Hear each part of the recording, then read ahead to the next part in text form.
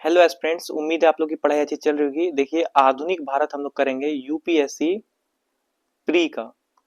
जो P Y Q है, आधुनिक भारत है ना, उसको करेंगे। ईयर कौन सा है फ्रेंड्स? देखिए, ईयर है 1996।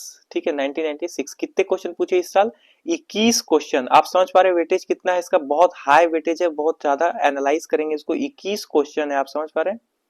21 क्वेश्चन है। और आपको ईयर कौन सा? 1996। 1995 से हम लोग कर रहे हैं 1990। आपने अगर नहीं देखा 1995 वाला तो आप जाइए, प्लेलिस्ट में आपको सब मिल जाएगा। प्राचीन भारत और मध्यकालीन भारत और आर्ट एंड कल्चर का प्लेलिस्ट कंप्लीट हो चुका है। ठीक है, और हम लोग डेली न्यूज़पेपर एनालाइज भी कर रहे हैं, दैनिक जागरण का हिंदी से, नेशनल न्यूज, तो उसको भी आप करिए। ठीक है, प्ले आपको चैनल में सब कुछ मिलेगा। ठीक है, आइए, 21 क्वेश्चन है, टाइम वेस्ट नहीं करेंगे, सीधा इस क्वेश्चन नंबरिंग पे नहीं जाइएगा। ये 1 से लेके 21 तक है। आप क्या करिए, सीधा क्वेश्चन को सॉल्व करने का ट्राई करिए। ठीक है, ये क्वेश्चन है, इसको सॉल्व करने का ट्राई करिए। और क्या करिए, साथ में आप नोट्स बनाते चलिए, पीवाईक्यू का। पीवाईक्यू का नोट्स बनाते चलिए। ठीक है, पीवाईक्यूज। ठीक है, तो आगे चलिए, क्वेश्चन को पढ़ते हैं और इसको आंसर करने का कोशिश करिए। ठीक है, निम्नलिखित में से कौन कांग्रेस समाजवादी दल का प्रमुख नेता था? तो कांग्रेस समाजवादी दल का जो प्रमुख नेता है कौन है? ठीक है, कहीं ना कहीं इन सब में कांग्रेस से जुड़ाव होगा, लेकिन कांग्रेस समाजवादी जो है नेता वो कौन है, ये बताइए। ठीक है, आप समझ पा रहे चीजों को? देखिए, आपको आवाज जा रही है? एम एन रॉय है, गणेश्वर शंकर विद्यार्थी है, या पट्टम तानु पिल्ले हैं, या आचार्य नरेंद्र देव हैं? कौन है? आचार्य नरेंद्र देव इसका आंसर हो जाएगा। ठीक है, आपने बेसिक चीजें पढ़ी होंगी तो वहां पे आपने ये चीज नोटिस करिए कि आपको साम्राज्यवादी दल का, हालांकि हम क्वेश्चन के बाद एनालाइज कराएंगे थोड़ा सा, लेकिन डिटेल आपको एनसीईआरटी में मिलेगा, एनसीईआरटी। और फिर जो बेसिक कुछ स्टैंडर्ड बुक्स हैं जो फेमस है, उस सब हम प्लेलिस्ट में सब कुछ आपको मिलते जाएगा। चैनल में आप जुड़े रहिए, आपको मिल जाएगा वो सब। ठीक है, सबका एनालाइज हम लोग करेंगे। पहले पीवाईक्यू करेंगे। हम लोग क्या कर रहे हैं, सिलेबस करें पहले, फिर पीवाईक्यूज करेंगे। देन हम लोग क्या करेंगे, कुछ बेसिक बुक जैसे एनसीईआरटी करेंगे, है ना, इसको करेंगे विथ टेस्ट, है ना, टेस्ट जो प्रैक्टिस के साथ। चैप्टर 1 कंप्लीट हुआ तो चैप्टर 1 का टेस्ट होगा, इस टाइप से। और फिर देन हम लोग कुछ स्टैंडर्ड बुक्स करेंगे, और फिर मेंस का पीवाईक्यू, और फिर आंसर राइटिंग, और फिर टॉपर कॉपी चेक होगा। तो ये बहुत कुछ चैनल में होते रहेगा। ठीक है, आप इसको जुड़े रहिए। कांग्रेस साम्राज्यवादी पार्टी की स्थापना जो है 1934 में बंबई में आचार्य नरेंद्र देव और जय प्रकाश नारायण एवं मीनू मसानी द्वारा की गई। तो आप इसको लिखिए साथ में। देखिए, कांग्रेस साम्राज्यवादी पार्टी जो है इसकी स्थापना कब हुई? 1934 में। ठीक है, कहाँ हुई? बंबई में। किन किन का योगदान था? तो आचार्य नरेंद्र देव थे, जयशंकर प्रसाद नारायण थे, और मीनू मानसी ये थी। ठीक है, तो इनके द्वारा किया गया। कांग्रेस साम्राज्यवादी दल का क्यों किया गया था, समझिए। तो इनका गठन इसलिए किया गया था ना कि ये अलग से कोई पार्टी नहीं थी फ्रेंड्स। ये क्या था कि ये कांग्रेस के अंदर ही चीजों को सुसंगठित रूप से काम हो, उसके लिए बनाया गया था। थोड़ा सा और डिटेल देखते हैं। कांग्रेस साम्राज्यवादी दल कांग्रेस का प्रतिनिधित्व, देखिए, प्रतिद्वंदी राजनीतिक संगठन नहीं था। ये कांग्रेस साम्राज्यवादी जो पार्टी था, ये कांग्रेस दल का जो प्रतिद्वंदी होता है वो नहीं था, है ना, उसका ऑपोजिट में कोई नहीं था। पर अपितु इसका गठन कांग्रेस के भीतर कार्य करने, उसे सुदृढ़ बनाने और इसकी नीतियों को आकार देने के लिए किया गया था। तो जो कांग्रेस कार्य करती थी, उसको सुदृढ़ बनाना था, उनकी नीतियों को और अच्छा आकार देना था, इसके लिए इसे बनाया गया था। और कांग्रेस साम्राज्यवादी दल जो है 1935 के अधिनियम को क्या मानती थी? जन विरोधी माना, है ना। जो 1935 का अधिनियम था उसे जन के विरोध में कानून बताया, इन्होंने उसे अस्वीकार करने को बात कही थी। इसे साम्राज्यवादी और राष्ट्रीय प्रतिक्रियावादी शक्तियों का संगठन माना। और इसे क्या माना? जो 1935 का अधिनियम था उसे माना साम्राज्यवादी और राष्ट्रीय प्रतिक्रियावादी शक्तियों का संगठन माना एक तरह से। तो इसको लिखिए आप साथ साथ में, कुछ कुछ पॉइंट जो आपको समझ आ रहा है अपने शब्दों में लिखिए, कम शब्दों में। पीवाईक्यू देखिए 21 क्वेश्चन है ना। दूसरा क्वेश्चन देखिए, आपको यंत्र तंत्र कुछ अनोखे डेनमार्क वासी, है ना, डेनमार्क वासी है ना, आपको डेनमार्क का बात चल रहा है, वासी मिल जाएंगे। परंतु उसका कारण यह है कि क्रिक डेनमार्क की चौकी हुआ करती थी। यह अनूठा नगर, उसकी दुर्ग और सुंदर गिरजाघर, नया जेरूसमेल, देखिए नया जेरूसलम, और क्या, सूनी सड़कें और उपजाऊ तटग्रस्त सब मिलकर अद्भुत रत्न बन जाते। इस युक्त में वर्णित बताइए कौन था? इसका क्या हो जाएगा? तमिलनाडु होगा, केरल होगा, कर्नाटक तट होगा, या फिर गोवा तट। तो इसका आंसर होगा तमिलनाडु तट, है ना। क्योंकि इसका थोड़ा लॉजिकली समझिए, जो डेनमार्क था, डेनमार्क वासी आपको इसी क्षेत्र में ज्यादातर थे। हालांकि ये बाद में ये तट उन्होंने आपको ब्रिटिश ईस्ट इंडिया कंपनी को बेच दिया था। हम लोग आगे डिटेल समझेंगे। यहाँ देखिए, तो तंत्र जो देखिए आपको यंत्र तंत्र है ना, कुछ अनोखे डेनमार्क वासी मिल जाएंगे इस तट पे, ठीक है, तमिलनाडु तट पे। और उसका कारण ये नहीं था कि क्रिक डेनमार्क की चौकी हुआ करती थी। क्रिक जो है ये तमिलनाडु के क्षेत्र है और यहाँ डेनमार्क का चौकी हुआ करता था, ये तो एक कारण है ही। पर यह अनूठा नगर है, इसका दुर्ग, सुंदर गिरजाघर, वहां पे इन्होंने गिरजाघर बनवाए, सुंदर दुर्ग था। और जेरूसलम सूनी सड़कें, उपजाऊ तटग्रस्त, वहां के उपजाऊ तटग्रस्त थे, अधिक लोग नहीं थे तो सूनी सड़कें थे, है ना, अद्भुत रत्न बन जाते हैं। तो यहाँ पे अच्छा निवास स्थल मिल जाता है। किंतु देखिए आगे थोड़ा एनालाइज करते हैं इसको, आप समझ पा रहे हैं। डेनिस, देखिए डेनिस जो है, इसको नोट डाउन करिएगा, इसको नोटबुक में आप इसको लिखिएगा, है ना। डेनिस ईस्ट इंडिया कंपनी के गठन के बाद 1616 ईस्वी में भारत व्यापार करने के लिए आए थे। ईस्ट इंडिया कंपनी कब भारत आए थे व्यापार करने, ये आप लोग कमेंट बॉक्स में करिए, बहुत इजी क्वेश्चन है। और डेनिस जो है ईस्ट इंडिया कंपनी के बाद आए, यानी कि 1616 में आए, 1600 के बाद 1616 में ये डेनिस आए। और डेनिस ने क्या किया, इन्होंने 1620 में 1600 कितना 1616 में आए और 4 साल बाद 1620 में तमिलनाडु के तंजौर जिले में स्थित त्रवणकोर एवं, यहाँ देखिए एक तो इन्होंने तमिलनाडु के तंजौर जिले में स्थित जो त्रवणकोर है वहां, और 1967 में इन्होंने क्या किया, श्री रामपुर बंगाल में जो स्थित है में वाणिज्य केंद्र की स्थापना की। तो इन्होंने दो वाणिज्य केंद्र स्थापित किए, एक तमिलनाडु के तंजौर जिले में स्थित त्रवणकोर में, और आपको 1676 में आपको बंगाल में श्री रामपुर में केंद्र स्थापित किए। डेनिस जो है भारत में पूर्णतः असफल रहे, ये यहाँ पर यहाँ के व्यापार तंत्र में शामिल नहीं हो पाए, असफल हो गए। अंततः 1845 ईस्वी में अपने भारतीय बस्तियां जैसे श्री रामपुर और बालासैर और त्रवणकोर को अंग्रेजों के हाथों बेच दिया, इन स्थानों को बेच दिया, मैंने ऊपर बताया आपको। उस युग के उनके द्वारा बनाए गए मकान, दुर्ग और गिरजाघर आज भी मौजूद है। इन्हीं गिरजाघरों का और सुंदर सूनी सड़कों का व्याख्या ऊपर किया गया था। तो ये डेनिस से संबंधित है। आप देखिए टर्म्स को याद रखिए, डेनिस जो है इसको लिखिए, इसको लिख लीजिए, ये इसके बाद आए थे। अगर टाइम पीरियड पूछा जाए कि पहले ईस्ट इंडिया कंपनी आया कि डेनिस आया, तो डेनिस बाद में आया, 1616 में आया। और ईस्ट इंडिया कंपनी कब आया, ये कमेंट आप करिए, ठीक है। आइए देखते हैं आगे। क्वेश्चन नंबर आगे देखिए 3, इस तरह करके आगे बढ़ते जाएगा, 21 क्वेश्चन टोटल है ना। राजनीतिक विरोध प्रदर्शन के निम्नलिखित 4 रूपों में कौन सा उन व्यक्ति के नाम पर आधारित है जिसने सर्वप्रथम इसका उपयोग राजनीतिक हथियार के रूप में किया। तो इनमें से एक जो है किसी व्यक्ति के नाम पे ही आधारित है, जैसे कि बाइकॉट, घेराव, बंद या हड़ताल। बताइए कि किसी एक व्यक्ति के प्रदर्शन के कारण ही, विरोध प्रदर्शन के कारण ही उसी व्यक्ति के नाम पर यह बन गया। तो कौन, बाइकॉट हुआ था, क्या हो गया था, आंसर इसका बाइकॉट है। आइए समझते हैं पूरा नाम क्या था उनका। जो प्रश्नगत बाइकॉट शब्द है राजनीतिक विरोधी के देखिए ये सब राजनीतिक विरोधी के बंद ही कर देते हैं ना आप लोग, बंद हो जाता है, घेराव कर लेना, हड़ताल कर देना, या फिर बाइकॉट, किसी चीज को छोड़ देना, बाइकॉट करना। तो वो चीजें और भी चीजें हम लोग एनसीईआरटी क्लास 8 में, एनसीईआरटी क्लास 8 में जो है हम लोग इसको पढ़ते हैं कि कितने रूप होते हैं आपको राजनीतिक प्रदर्शन विरोध का, ठीक है। राजनीतिक विरोध के द्वारा हम लोग अपनी बातों को सामने रखते हैं डेमोक्रेसी में। तो राजनीतिक विरोध का परिप्रेक्ष्य में जो एक महत्वपूर्ण शब्द है ये जो बाइकॉट है, यह शब्द प्रसिद्ध, देखिए पूरा नाम क्या है, आयरिस भू एंजन कैप्टन सीसी बाइकॉट। क्या नाम है, आयरिस भू एजेंट कैप्टन सीसी बाइकॉट के नाम पर प्रयुक्त होता है। बाइकॉट ने ही सर्वप्रथम भूमि कर को कम न करने के संबंध में इसका उपयोग राजनीतिक हथियार के रूप में किया था। तो बाइकॉट ने क्या किया था कि जब भूमि कर को कम नहीं किया जा रहा था, भूमि टैक्स होता है ना, जमीन का टैक्स, उसको कम नहीं किया जा रहा था, तो उसके लिए राजनीतिक हथियार के रूप में बाइकॉट शब्द का इस्तेमाल किया गया, ठीक है। आप देखिए इसको अगला क्वेश्चन करने का सॉल्व करिए इसको, क्वेश्चन है ना, निम्नलिखित देखिए भारतीय शिक्षा के निम्नलिखित युगांतरी कारक है ना, युगांतरकारी चरणों पर ध्यान दीजिए। युगांतरकारी चरणों पर ध्यान देना है। हिंदू कॉलेज कलकत्ता, एक हिंदू कॉलेज आपको दिल्ली यूनिवर्सिटी में मिलेगा, डीयू में मिलेगा, पर ये कलकत्ता वाला बात चल रहा है, ठीक है। कलकत्ता में भी हिंदू कॉलेज है, तो हिंदू कॉलेज कलकत्ता, कलकत्ता विश्वविद्यालय, एडम की रिपोर्ट और वुड का डिस्पैचर। तो डिस्पैच, तो युगांतरकारी चरणों का कालक्रम बताइए कि पहले कौन आया फिर कौन हुआ, किसका निर्माण पहले हुआ। तो इसको देखिए, इसको सॉल्व करने का ट्राई करिए आप कि कौन सा पहले हुआ, इसको पॉज करिए और देखिए सॉल्व करिए। आपको इसका क्या हो जाएगा, देखिए सबसे पहले क्या आया था, ये हुआ था, फिर क्या हुआ था फ्रेंड्स, 2 नंबर पे ये हुआ था, 3 नंबर पे क्या हुआ था, ये हुआ था, और 4 नंबर पे ये हुआ था। तो हिंदू कॉलेज सबसे पहले हुआ, फिर आपको सेकंड में कौन हुआ, एडम, आपको सेकंड में एडम की रिपोर्ट आई थी, फिर थर्ड में क्या हुआ था, वुड का डिस्पैच हुआ था, और फिर कलकत्ता विश्वविद्यालय का निर्माण हुआ था। तो ये चीज आप लिखिए, इसके बारे में थोड़ा डिटेल एनालाइज। इसका आंसर क्या हो जाएगा, इसका आंसर हो जाएगा, देख लीजिए आप, ए हो जाएगा, क्या हो जाएगा, ए, है ना।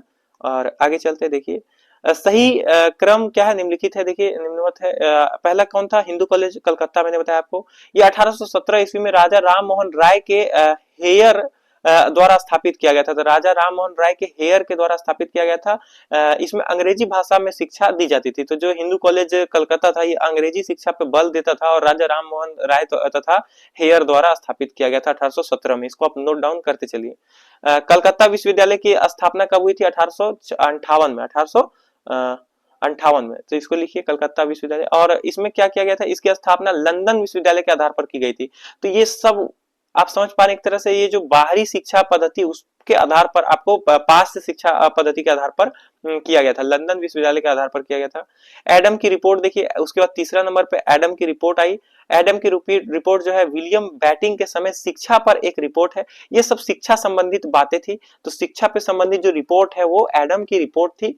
विलियम बैटिंग के समय ये चीज आई थी, ठीक है।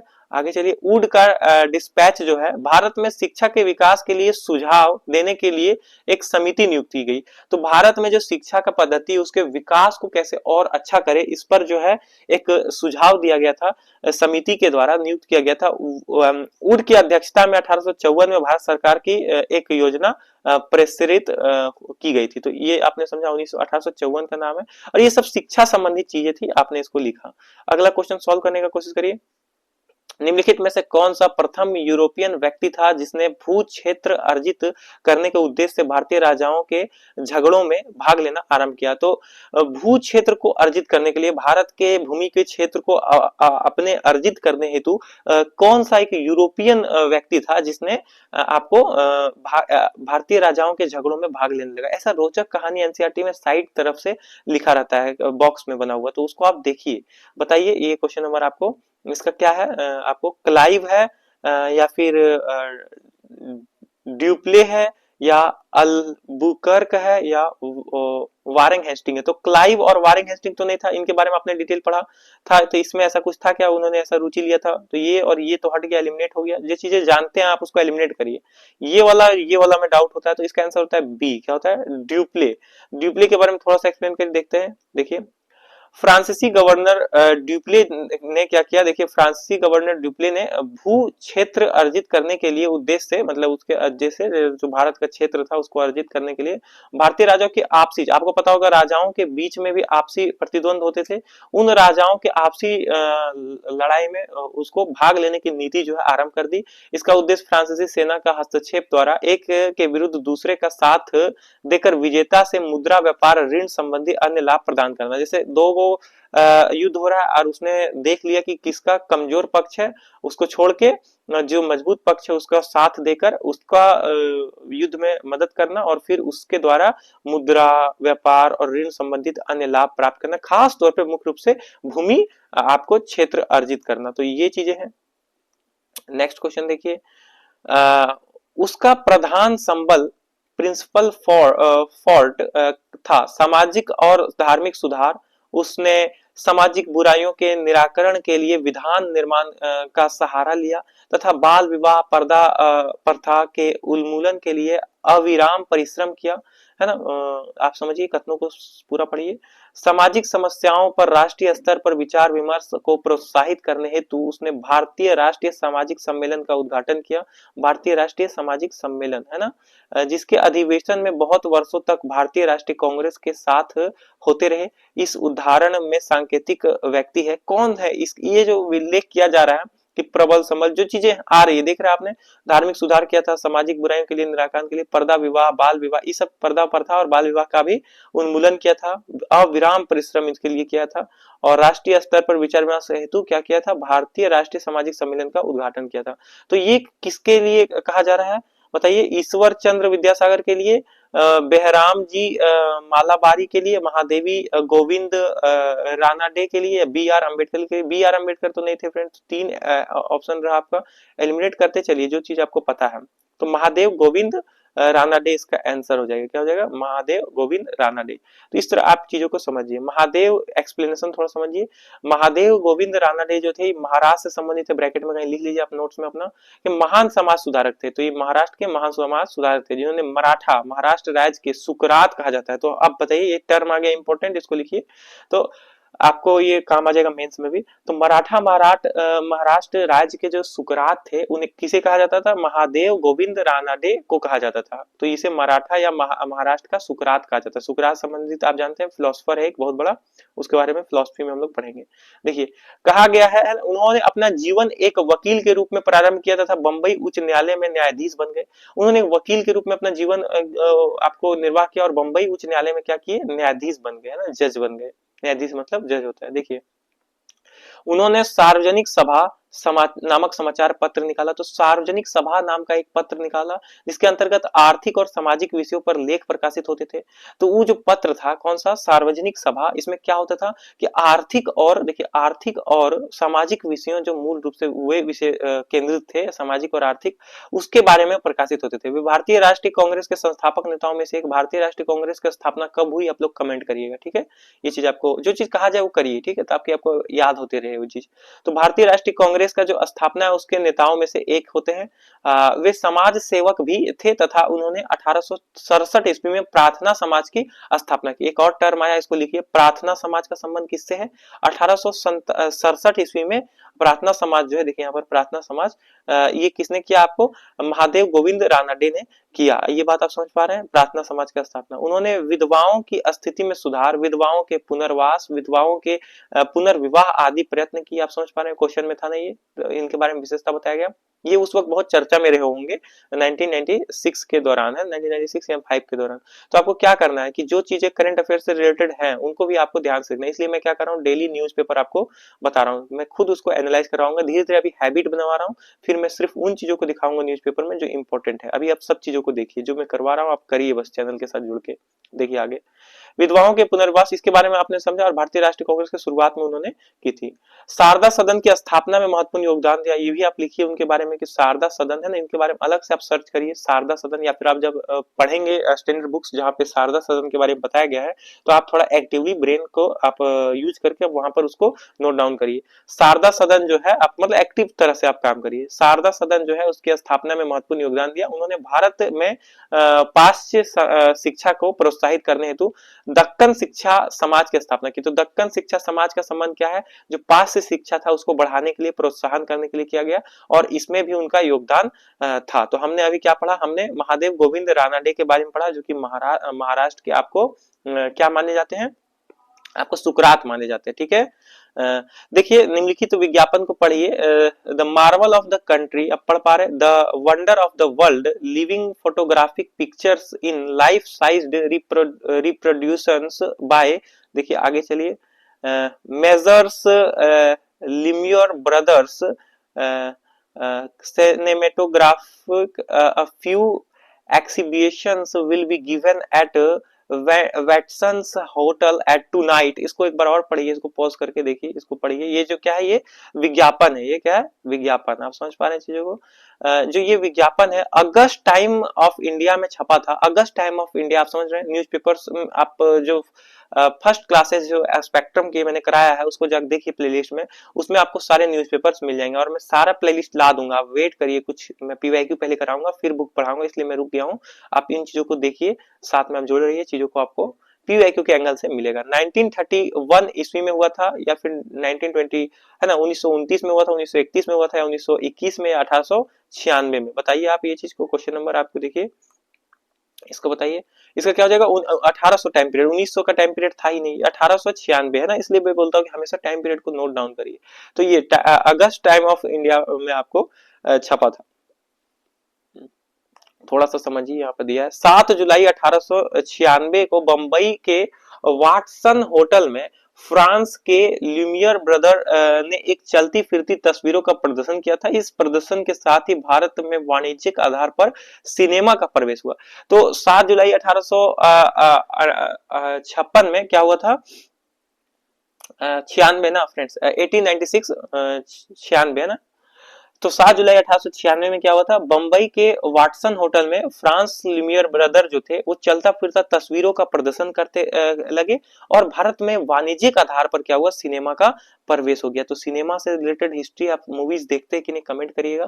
सिनेमा का हिस्ट्री, सिनेमा में पहली सिनेमा कौन सी है, फर्स्ट मूवी कौन सा है भारत का, ये बताइएगा, कमेंट करिएगा, ठीक है। ये कुछ आपको दिया जा रहा है। इस प्रदर्शनी में entry of cinematography, sea bath, arrival of train, demolition of a ball, babies breakfast, फिर क्या है, वर्कर्स लिविंग द फैक्ट्री, और ladies and soldiers on wheel नामक फिल्मों का प्रदर्शन किया गया। ये फिल्मों का प्रदर्शन किया था। हालांकि ये फिल्मों का नाम आपको याद रखने की जरूरत नहीं है, बट ये चीज आप याद रखिए कि कुछ इंपॉर्टेंट चीजें, सिनेमा का प्रवेश हो रहा है भारत में, तो ये चीज इंपॉर्टेंट हो गया था, इसलिए इस टाइप से आप इस एंगल से पढ़िए हिस्ट्री को। देखिए अगला क्वेश्चन क्या है, देखिए द देखिए इसका आंसर बताएगा, the anarchical and revolution crime act 1999 को समाप्त सामान्य बोलचाल में कहा जाता था रोलेट एक्ट। क्या बोला जाता था, देखिए एक बार में आपको याद आना चाहिए कि 1919 किससे संबंधित है, रोलेट एक्ट से।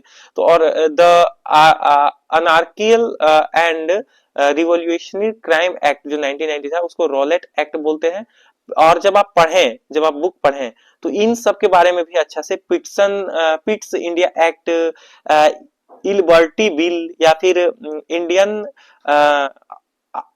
आर्मर्स एक्ट, जो आप जहां पे नोट्स बना रहे हैं पीवाईक्यूज का, देखिए पीवाईक्यूज का जो आप नोट्स बना रहे हैं उस बुक में आप साइड में इन चीजों को लिख लीजिए, नोट डाउन करिए अलग कलर से, ताकि ये बाद में आपको जब आप पढ़ें तो आपको ध्यान रहे, ठीक है।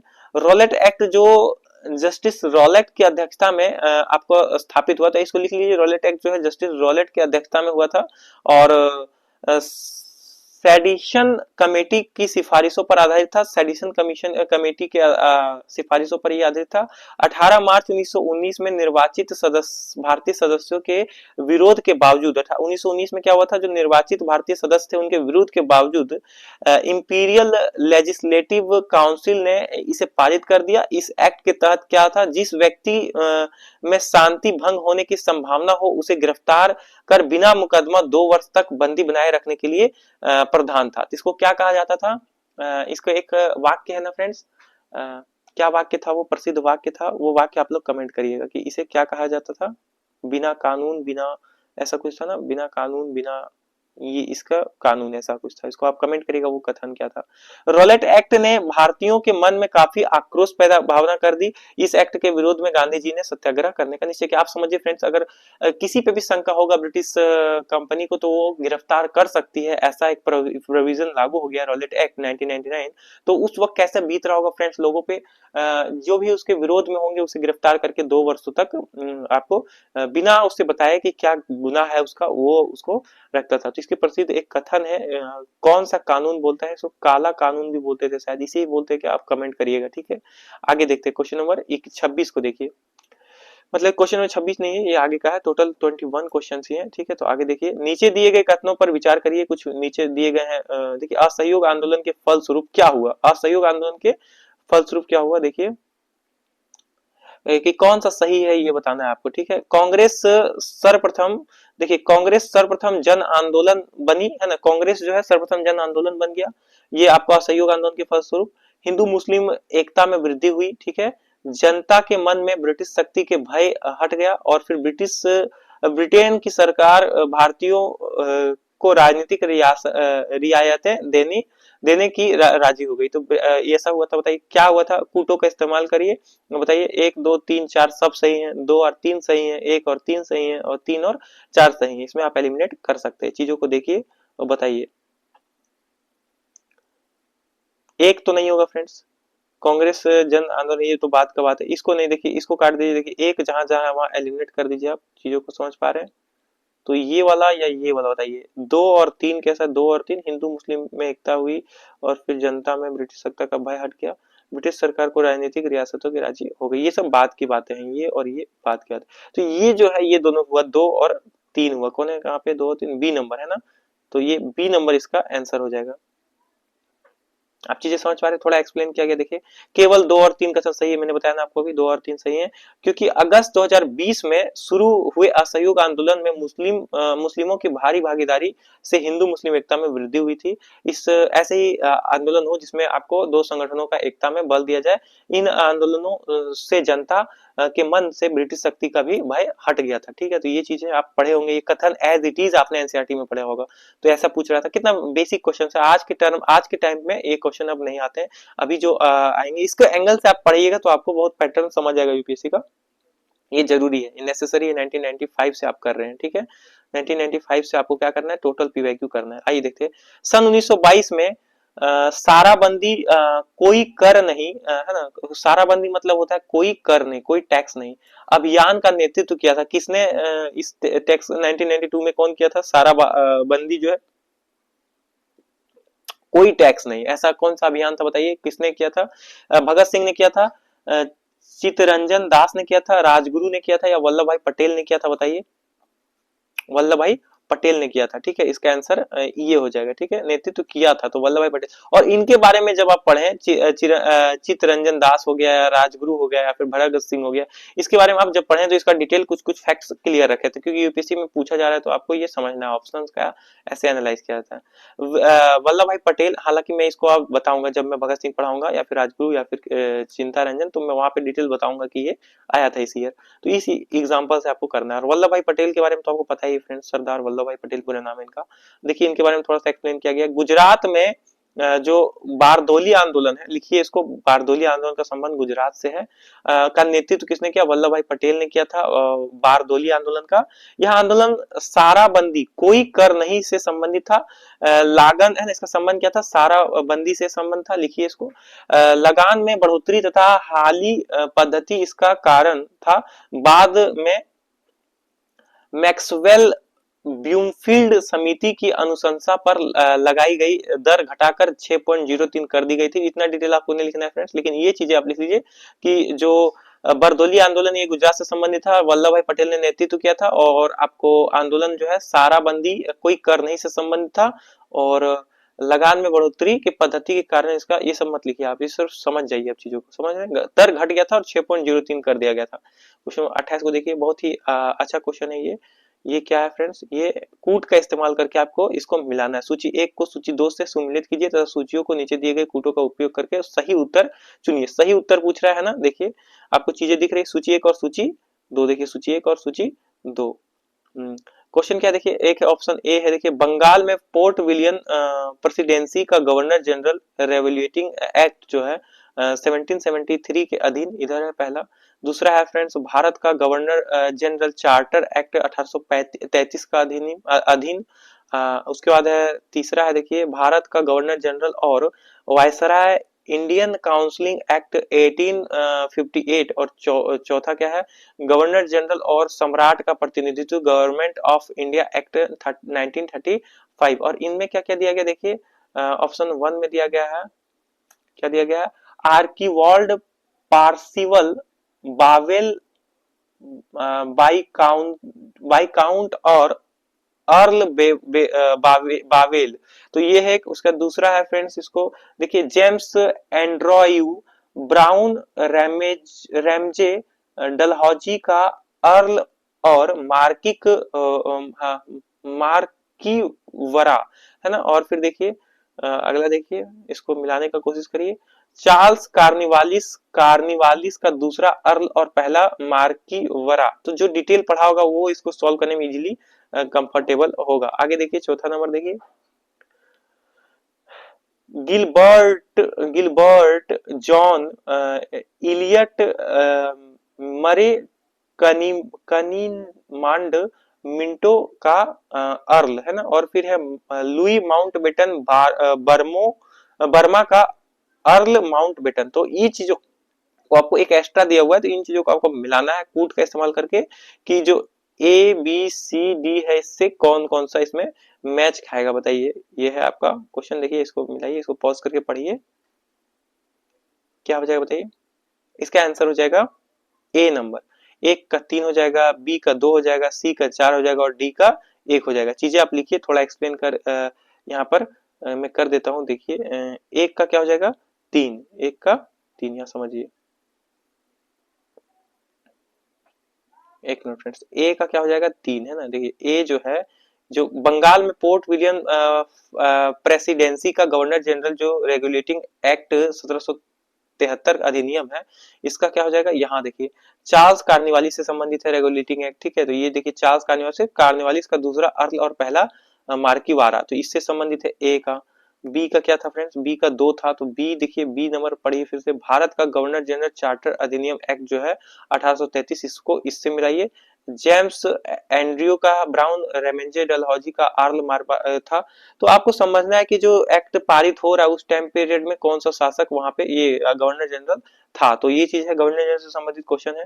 सी का चौथा नंबर है, तो इस तरह से इजी है क्वेश्चन, थोड़ा लेंदी लग रहा है, लेकिन ये सिर्फ आप अगर ये सब याद रखेंगे, Charles Cornwallis, Gilbert, Louis Mountbatten, तो आप इससे बना सकते हैं चीजों को। तो भारत गवर्नर जनरल और वायसराय इंडियन काउंसिलिंग एक्ट जो 1800 ये जो 1858 पारित हुआ, ये कब हुआ, चार्ल्स कार्निवालिस। देखिए सी का तीन है ना, देखिए सी का चौथा है ना, चौथा, सी का चौथा है। तो ये जो पारित हुआ, ये आपको गिलबर्ट जॉन इलियट मरे कनिन कनिमंडान मिंटो का अर्ल था। खास तौर पे आप ये नाम याद रखिए बस, तो ये चीजें आसान हो जाएगी। डी नंबर का, इसको हम लोग डिटेल एनसीईआरटी वगैरह में समझेंगे। हालांकि स्पेक्ट्रम में जो पहला दूसरा चैप्टर है उसमें ये चीजें दी गई है, तो ये चीज। और पॉलिटिकल साइंस का एम लक्ष्मीकांत जो बुक है, एम लक्ष्मीकांत, उसमें भी उसका पहला जो चैप्टर है उसी में ये चीजें दिया गया, क्योंकि कुछ इतिहास का चीज आपको वहां पे भी आता है। गवर्नर जनरल और सम्राट प्रतिनिधि जो गवर्नमेंट ऑफ इंडिया एक्ट था 1935, ये जो है इसका संबंध आपको आर्की वर्ल्ड पार्सिवल बावेल बाई क्राउन और अर्ल बेवर्ज से था, ठीक है। तो ये चीजें आप देखिए, इसका आंसर ए होगा, ये मैंने आपको समझाया। नेक्स्ट क्वेश्चन को सॉल्व करिए।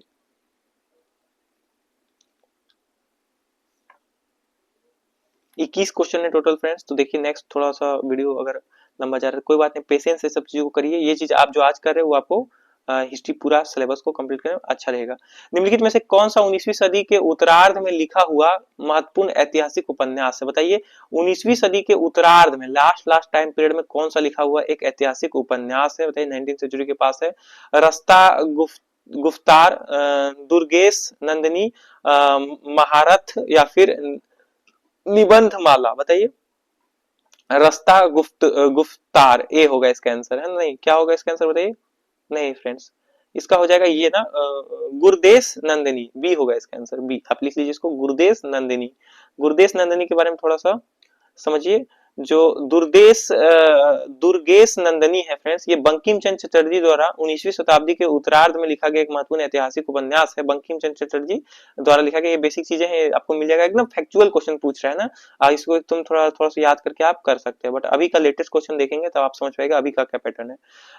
लेकिन ये आपको काम आएगा, है ना। इस उपन्यास में रचना 19वीं सदी के उत्तरार्ध के अंत में उड़ीसा पर अधिकार करने के लिए मुगल पठानों के मध्य जो युद्ध हुआ उसी की पृष्ठभूमि में बंकिम चटर्जी द्वारा लिखा गया। तो समझिए चीजों को, ये क्या लिखा गया था, उड़ीसा पर जो अधिकार करने के लिए मुगल पठानों का जो मध्य युद्ध हुआ, मुगल और पठानों के मध्य जो युद्ध हुआ, उसी पृष्ठभूमि पर बंकिम जो चंद्र चटर्जी हैं, इन्होंने इसको 19वीं शताब्दी के उत्तरार्ध में एक ऐतिहासिक उपन्यास के रूप में लिखा। आप चीजें को समझ पा रहे हैं। नेक्स्ट क्वेश्चन देखते हैं फ्रेंड्स। नेक्स्ट क्वेश्चन क्या है, देखिए क्वेश्चन नंबर 30 है, सूची 1 और सूची 2 को सुमिलित कीजिए तथा सूचियों को नीचे दिए कूटों का सही उत्तर चुनना है फ्रेंड्स, चयन करके, ठीक है। फिर से वही क्वेश्चन देखिए, इस टाइप का है। सूची 1 में ये कुछ डेट्स दिया हुआ है, 1883, 1906, 1927, 1932, और सूची 2 में क्या दिया गया है, कुछ उस घटनाएं दी गई, जैसे कि व्हाइट हॉल से सांप्रदायिक पंचाट की घोषणा, अखिल भारतीय देसी राज्य प्रजा परिषद की स्थापना, और ढाका में मुस्लिम लीग की स्थापना, कलकत्ता में राष्ट्रीय सम्मेलन का प्रथम अधिवेशन। तो एलिमिनेट ट्रिक से आप इसको कर सकते हैं। अगर आपको ढाका में मुस्लिम लीग की स्थापना पता है, डेट कब हुआ था, तो आप चीजों को इजीली कुछ कुछ एलिमिनेट कर पाएंगे, ठीक है। इसका आंसर क्या हो जाएगा, देखिए इसको डेट मिलाइए, कोशिश करिए और कूट का इस्तेमाल करिए।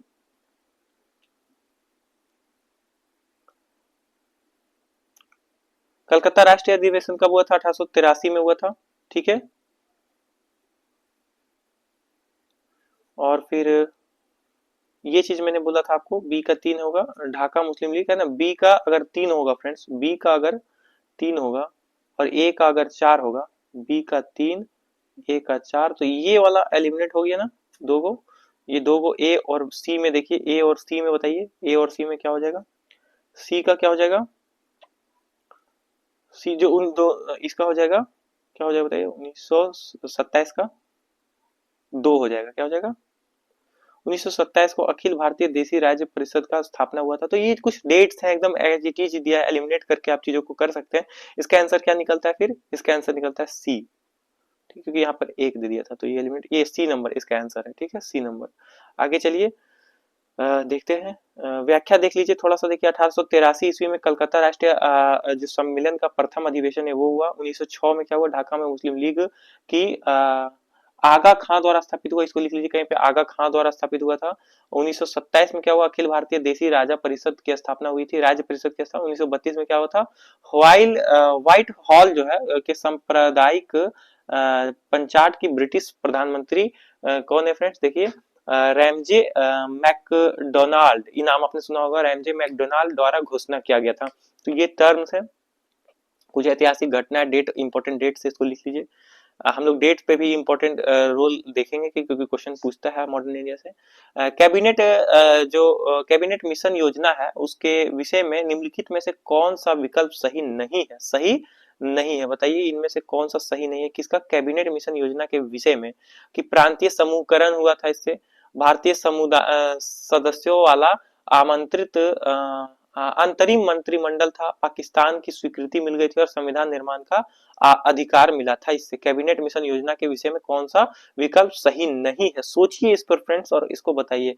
क्या, पाकिस्तान की स्वीकृति, ये जो आंसर है ये इसका तो नहीं हुआ था ऐसा कुछ, तो ये सही नहीं है फ्रेंड्स, ठीक है, इसको हटाइए, सी नंबर। आगे चलिए, देखिए थोड़ा व्याख्या समझते हैं। 19 फरवरी 1946 को भारत सचिव लॉर्ड पैथिक लॉरेंस, लिखिए Lord Pethick Lawrence House of Lords में घोषणा की कि मंत्री मंडल का एक शिष्ट मंडल जो भारतीय नेताओं के सत्ता हस्तांतरण के प्रश्न पर बातचीत के लिए भारत जाएगा।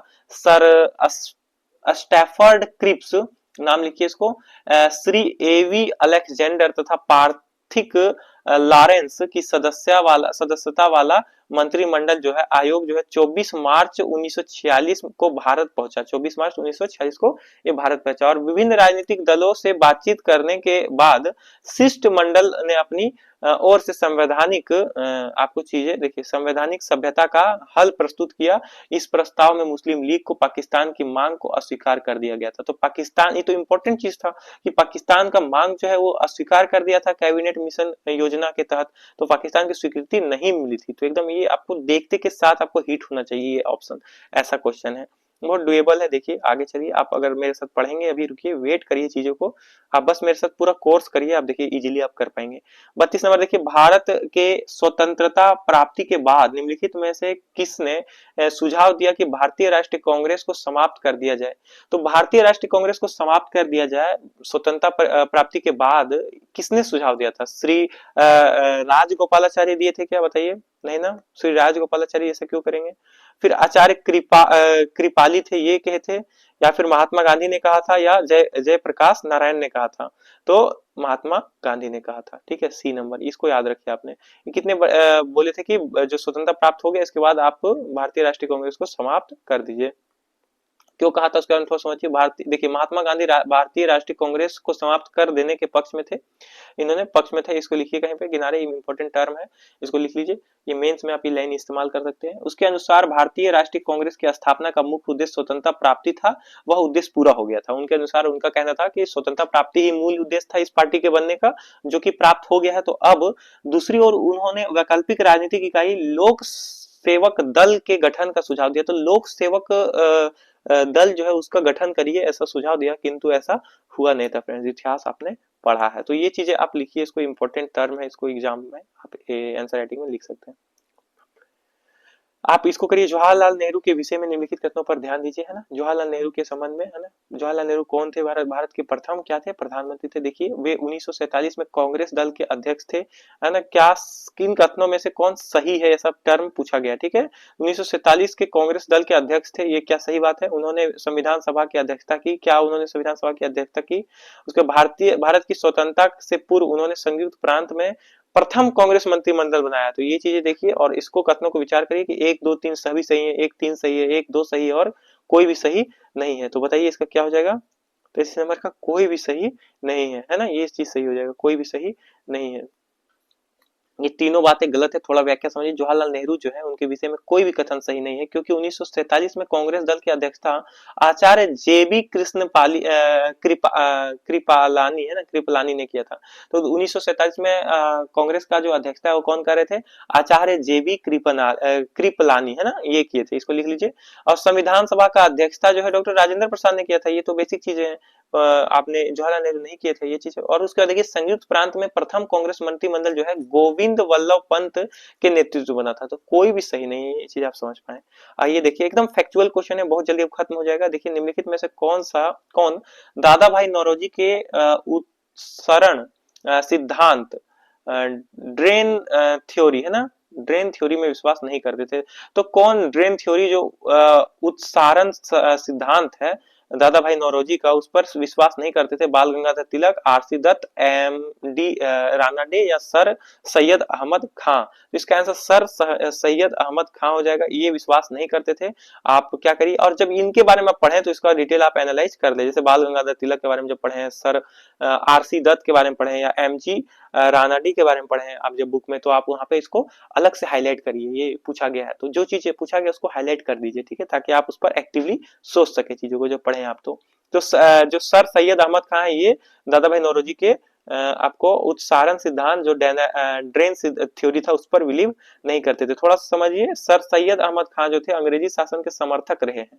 तो ये अंग्रेजी शासन के समर्थक थे, इस कारण से उन्हें दादा भाई नौरोजी के उत्सरण सिद्धांत में विश्वास नहीं किया था। दादा भाई नौरोजी के उत्सरण सिद्धांत द्वारा यह बतलाया गया कि अंग्रेज भारत से धन को ब्रिटिश ले जा रहे हैं। तो जो दादा भाई नौरोजी का उत्सारण सिद्धांत है उसमें क्या बताने का प्रयास वो कर रहे थे कि जो ब्रिटिश है वो भारत से बहुत सारा धन ब्रिटेन ले जा रहे हैं। क्या यह सही बात थी? बिल्कुल सही बात थी। लेकिन जो सर सैयद अहमद खान है वे समर्थन इसका नहीं करते थे, क्योंकि वे अंग्रेजों का समर्थन करते थे। आगे चलिए, चीजों के स्पष्ट करते चलिए। क्वेश्चन नंबर 35 को पढ़िए। देखिए अब एकदम लेटेस्ट क्वेश्चन, बस 3-4 क्वेश्चन बचा हुआ है। 2000 देखिए 1930 से 32 ईस्वी की अवधि में भारत और ब्रिटेन के राजनेताओं को लंदन में हुई बैठकों का प्रायः प्रथम, द्वितीय और तृतीय गोलमेज सम्मेलन के रूप में उल्लेख किया जाता है। तो समझ 1930 और 32 ईस्वी की अवधि में भारत और ब्रिटेन के राजनेताओं का जो लंदन में बैठक हुआ उसको प्रथम गोलमेज, द्वितीय गोलमेज और तृतीय गोलमेज कहा जाता है ना, सम्मेलन कहा जाता है। उनका उसी रूप में उल्लेख गलत होगा, क्योंकि उस रूप में उल्लेख गलत होगा क्योंकि बताइए इनमें से 2 में राष्ट्रीय कांग्रेस ने भाग नहीं लिया था। बात सही है फ्रेंड, 2 में राष्ट्र नहीं लिया था। तो कौन सा सही होगा बताइएगा? अभी मैं पढ़ रहा हूँ। दूसरा है भारतीय राष्ट्रीय कांग्रेस को छोड़कर जिन भारतीय दलों ने भाग लिया था उन्होंने पूरे भारत का नहीं वर्गीय हितों का प्रतिनिधित्व किया था। सही बात है क्या? बताइए, कमेंट करिए। और सी और डी देखिए, उसके बाद फिर इसको बनाने का कोशिश की। कौन सा है ये? आपको 35 नंबर है। क्योंकि क्या कारण है बताइए? दो देखिए यहाँ पर उन्होंने 2 ही भाग, इसलिए गोलमेज नहीं कहा जाता था। ये नहीं, वर्गीय नहीं, पूरा भारत का नेतृत्व कर रहा था। आगे देखिए, ब्रिटेन की लेबर पार्टी सम्मेलन के बीच ही हटा दी गई थी और यूं सम्मेलन की कार्यवाही पक्षपात पूर्ण हो गई थी। ऐसा हुआ था क्या बताइए? और ये 3 अलग अलग सम्मेलन नहीं थे, अपितु एक ही सम्मेलन की अवस्था थी जो 3 सत्रों में संपन्न हुई थी। जी बिल्कुल ये सही है फ्रेंड्स। एक क्वेश्चन नंबर देखिए 35 है, हालांकि नंबरिंग पे मत जाइए। इसका आंसर क्या हो जाएगा? डी हो जाएगा। क्या हो जाएगा? डी हो जाएगा। ठीक है, टोटल 21 क्वेश्चन है, अभी आपके पास 3 क्वेश्चन और बचे हैं। आगे देखिए, थोड़ा व्याख्या समझिए। साइमन जो आयोग है उसकी रिपोर्ट पर विचार करने के लिए प्रथम गोलमेज सम्मेलन का आयोजन लंदन में 12 नवंबर 1930 को से 19 जनवरी 1931 तक किया गया था। तो आप समझ पा रहे हैं, साइमन आयोग जो है उसका जो रिपोर्ट है उस पर जो विचार करने के लिए क्या किया गया था कि भारत के नेता और वहां के नेता क्या करने गए थे, ब्रिटेन के नेता, आपको लंदन में 12 नवंबर 1930 से लेकर 9 जनवरी 1931 तक सम्मेलन हुआ था। इस सम्मेलन का उद्घाटन जो है जॉर्ज पंचम तथा अध्यक्षता कौन किया था? जॉर्ज पंचम इनका उद्घाटन किया था, लिख लीजिए। और अध्यक्षता ब्रिटिश प्रधानमंत्री जो थे रैमजे मैकडोनाल्ड ने की थी। लेकिन इस सम्मेलन में भारत के सबसे बड़े राजनीतिक दल कांग्रेस ने भाग नहीं लिया था। तो कांग्रेस जो भारत का सबसे बड़ा राजनीतिक दल था, उन्होंने भाग नहीं लिया, जिसके कारण यह सम्मेलन बिना किसी परिणाम के समाप्त हो गया, क्योंकि मेन जो लीडर है वो नहीं भाग ले रहा है, तो ये बिना किसी परिणाम का समाप्त हो गया। फलस्वरूप द्वितीय तथा तृतीय गोलमेज सम्मेलन की आवश्यकता पड़ी। आप समझ पा रहे हैं ना, द्वितीय और तृतीय गोलमेज सम्मेलन की आवश्यकता पड़ी, जो कि ये सत्र में था। इस प्रकार ये तीन अलग अलग सम्मेलन नहीं थे, अपितु एक ही सम्मेलन की अवस्था थी जो तीन सत्रों में संपन्न हुई, क्योंकि वहां पे भाग नहीं लिया था भारतीय राष्ट्रीय कांग्रेस ने। बाद में उनको भाग लेने के लिए ये सम्मेलन किया गया, जो कि एक सत्र है, जो तीन सत्रों में सम्मेलन एक ही फ्रेंड, लेकिन तीन सत्रों में इसको बांटा गया। सूची एक को क्वेश्चन नंबर देखिए नेक्स्ट, सूची एक को सूची दो से सुमेलित कीजिए तथा सूचियों को नीचे दिए गए कूटों का प्रयोग करते हुए सही उत्तर को चुनिए। देखिए हमेशा ही पढ़िए कि सही उत्तर या गलत उत्तर। सूची एक और सूची दो को देखिए, सूची एक और सूची दो को, सुरेंद्र नाथ बनर्जी, एम के गांधी, सुभाष चंद्र बोस, लाजपत राय, और इधर क्या दिया, हिंद स्वराज, किसका नारा था ये सब देखिए, the Indian struggle, the Indian struggle, और फिर ऑटोबायोग्राफी राइटिंग्स, आत्मचरित रचनाएं, ए नेशनल इन मेकिंग। तो आप जो अगर एक भी बता दे रहे हैं फ्रेंड, तो आपका बन जाएगा, क्या हो जाएगा, एक का क्या हो जाएगा बताइए, सुभाष जो सुरेंद्र बनर्जी था। अगर आपको इसका नहीं पता चल रहा है कोई बात नहीं, आप आगे बढ़िए, इनके बारे में तो आपको पता है। बी का बताइए, बी क्या है, एम के गांधी, एम के गांधी का क्या हो जाएगा, हिंद स्वराज एम के गांधी होगा क्या, दो का, बी का ए हो जाएगा, बी का ए कहाँ कहाँ है, बाकी सब एलिमिनेट कर दीजिए, और इसको देखिए, बी का ए हो जाएगा। सी का क्या हो जाएगा, देखिए सी कहाँ पे, देखिए सुभाष चंद्र बोस क्या है, बताइए, द इंडियन स्ट्रगल था ना, सुभाष चंद्र बोस का संबंध द इंडियन स्ट्रगल से है, ठीक है, द इंडियन स्ट्रगल से है, तो बी का दो हो जाएगा, बी का दो हो जाएगा। देखिए ये इस तरह करके आप इस तरह आंसर में आप एलिमिनेट करके पहुंच सकते हैं, ठीक है फ्रेंड्स। तो एक का चार हो जाएगा, बी का एक, और सी का दो, और डी का तीन। आप समझ पा रहे चीजों को। तो सुरेंद्र नाथ बनर्जी जो है की आत्मकथा a nation in a nation in making ये था, और फिर सुभाष चंद्र बोस की आत्मकथा जो है द इंडियन स्ट्रगल था, और लाला लाजपत राय का जो आत्मकथा है वो आत्मचरित रचनाएं हैं, तथा महात्मा गांधी का हिंद स्वराज के नाम से पुस्तक लिखी है। तो ये आत्मकथाएं फ्रेंड्स, आत्मकथा क्या होता है, स्वयं का जो कथा लिखा गया खुद के द्वारा, उसे आत्मकथा कहते हैं। आगे चलिए नेक्स्ट क्वेश्चन देखिए 37 नंबर, सूची एक को सूची दो से सुमेलित कीजिए और नीचे दिए गए कूटों का सही उपयोग करिए ना, सही उत्तर को चुनिए। तो यहाँ फिर वही है, सूची एक और सूची दो है। देखिए अभिनव भारत समाज, अनुशीलन समिति, और गदर पार्टी और स्वराज पार्टी, और यहाँ पे क्या है, इनके प्रवर्तक हैं, देखिए कौन कौन है, श्री अरविंद घोष, लाला हरदयाल, तीसरा सी आर दास, और चौथा क्या है, वीडी सावरकर। तो आप बताइए कि ए का क्या होगा। इस तरह से आप इसको क्वेश्चन को सॉल्व करने का एलिमिनेट करिए, खुद से सीखिए। इसका भी क्या हो जाएगा, देखिए इसका, देखिए डी का तो तीन होगा है ना, डी का तीन होगा, स्वराज पार्टी जो है ये, इसका तीन होगा, सी आर दत्त। तो डी का तीन कहाँ कहाँ है, देखिए ये दो एलिमिनेट हो गए, ये दोनों बचे, ठीक है।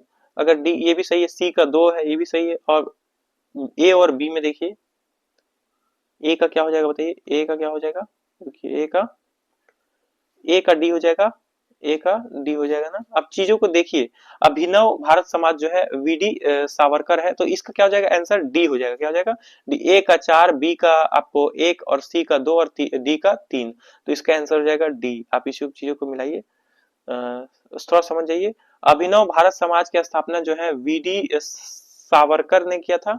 अनुशील समिति की स्थापना जो है वो आपको ये संस्थापक है इनके श्री अरविंद घोष ने किया था। और गदर पार्टी का स्थापना कौन किया था, लाला हरदयाल ने। आप इसको लिख लीजिए कि किसने स्थापना किया, ये क्वेश्चन आता है। स्वराज पार्टी का स्थापना क्या कौन किया, सी आर दत्त ने किया, ठीक है। और आज का फ्रेंड्स लास्ट क्वेश्चन है ये 38 नंबर, इसको बनाइए। एक कथन देखिए, एक कथन, स्वतंत्र भारत में ब्रिटिश की प्रभुता बनी रही। तो ब्रिटिश की प्रभुता बनी रही है ना, क्या ये सही है बताइए, स्वतंत्र भारत में। और दूसरा क्या है फ्रेंड, स्वतंत्र भारत के अंतिम गवर्नर जनरल की नियुक्ति ब्रिटेन के प्रभुत्व संपन्न शासक ने किया। निम्नलिखित में से कौन सा सही है बताइए। तो ये तो पहला तो गलत है ना, स्वतंत्र भारत हो गया तो ब्रिटिश का तो प्रभुत्व खत्म हो गया, ए गलत है। तो ए गलत कहाँ कहाँ है देखिए, ए तो गलत यहाँ पे देखिए, डी नंबर ए गलत है ना, और आर सही है फ्रेंड, क्योंकि स्वतंत्र भारत का जो अंतिम गवर्नर जनरल था उसकी नियुक्ति ब्रिटेन सत्ता का प्रभु शासक ने किया था, एकदम सही है। तो आपको ये इसका हो जाएगा कि ए जो है गलत है, ए गलत है और आर थोड़ा सा सही है, पूरा सही है, ए गलत है और आर सही है, तो डी हो जाएगा, इसका क्या हो जाएगा, डी। तो हमने क्या किया 1996 का, आप समझिए 1996 का पीवाईक्यू जो 21 क्वेश्चन है मॉडर्न इंडिया का, मॉडर्न इंडिया का आप समझ पा रहे हैं, आधुनिक भारत का, देखिए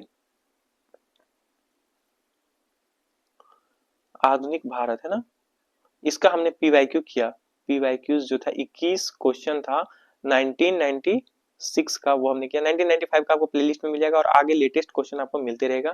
थैंक यू फ्रेंड्स, क्वेश्चन आपको समझ आ रहा है कि नहीं, आप साथ साथ प्रैक्टिस करिए, आंसर को खुद से ट्राई करिए। अगर आपको कोई चीज समझ नहीं आया तो आप वीडियो को रिपीट करिए, और कोई परेशानी है तैयारी के दौरान, कुछ चीजें समझ नहीं आ रही है, हो सकता है कई चीजें होती है जो समझ नहीं आती, तो आप कमेंट करिए, मैं आपको हेल्प करूंगा पर्सनली। Thank you friends.